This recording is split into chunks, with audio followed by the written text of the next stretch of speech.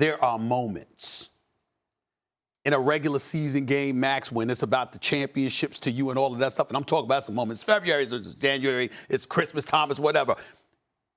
You circle your calendar and you look forward to something because it's what got you to love sports.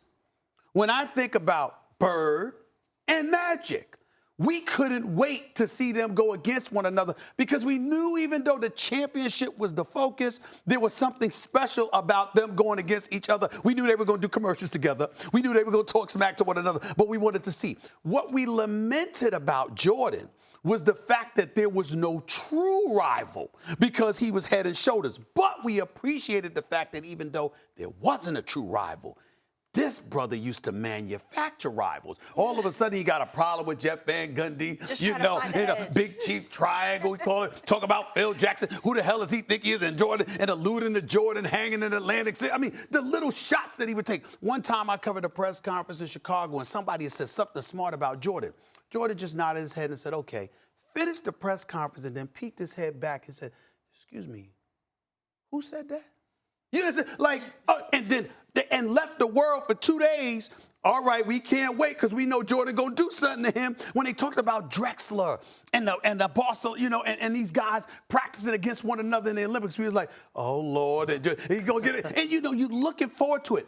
Kobe was that dude. Kobe was the dude that was like, I know the championships matter and all this stuff, but let me deal with this dude today. How dare him think that he could blah, blah, blah, blah, blah. And all I'm trying to say is that whether it's LeBron, it's D. Wade, it's Melo, it's anybody, you just salivate at ultimately capturing the moment for the day.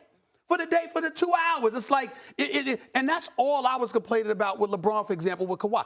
Of course, there's a regular season, don't mean anything in the grand scheme of things. But you just wanted to see that moment where it's like, I saw that damn commercial. When Kobe told LeBron in the All-Star game, right, take it. It's like, because you just wanted to see, like, I saw that damn commercial you did.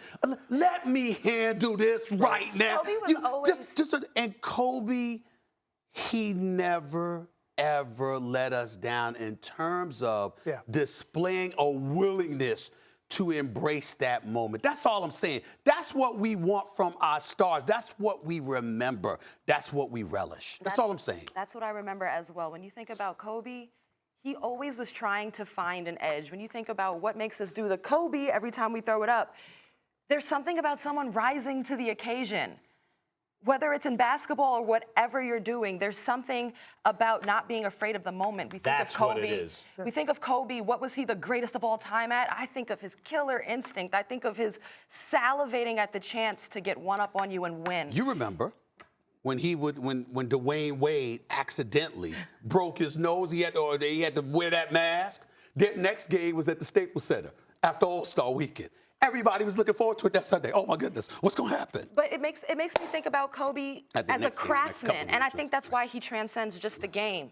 Kobe was about fulfilling potential. Yeah. He was about having focus and passion and work ethic. I think that's why Kobe Bryant was able to so genuinely invest in the women's game. It wasn't about who's the highest flying dunker. You know, he was like, okay, different animals, same beast. That was always his motto. So I think Kobe's Mamba mentality message is so relatable because a doctor could do it. I can do it as a broadcaster. You can do it in your personal workouts. You can do it as a writer, as a painter. You can do it as a female basketball player.